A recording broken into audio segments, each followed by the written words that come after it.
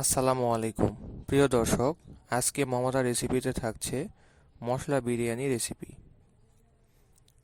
বিরিয়ানি কম বেশি সকলেই খেতে পছন্দ করেন। খুব কম সময়ে এটি রান্না করা যায়। সবচেয়ে বড় ব্যাপার হচ্ছে এই বিরিয়ানি রান্নায় চাল ভেজে নেওয়ার প্রয়োজন নেই। এক পাকে বিরিয়ানিটি রান্না করা যায়। যদি আপনি রান্নাটি করতে না পারেন তাহলে আমার এই ভিডিওটি ফলো করে খুব সহজে রান্নাটি করে ফেলুন। প্রথমে আমরা এখানে আধা কেজি পরিমাণ বিরিয়ানির চাল ধুয়ে পানি ঝরিয়ে নিয়েছি।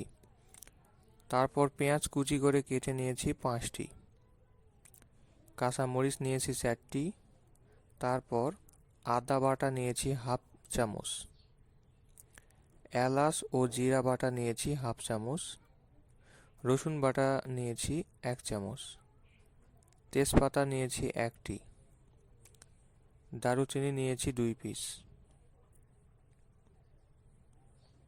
উপকরণগুলো আরও একবার দেখে নিই। এবার চুলায় একটি প্যান বসালাম, তারপর তেল দিলাম, তারপর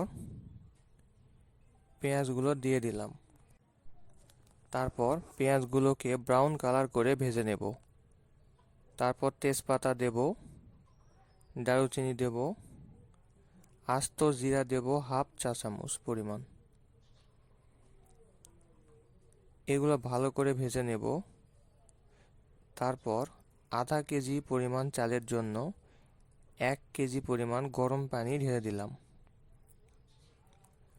তারপর একটু নেড়েচেড়ে আদা, এলাচ, জিরা ও রসুন বাটা দিয়ে দিলাম। লবণ দিলাম 3 চা চামচ পরিমাণ, হলুদ গুঁড়া দিলাম 1.5 চামচ পরিমাণ। এবার এগুলোকে নেড়েচেড়ে পানির সাথে ভালো করে মিশিয়ে নিতে হবে। তারপর পানি বলক ওঠা পর্যন্ত একটি ঢাকনা দিয়ে ঢেকে অপেক্ষা করতে হবে।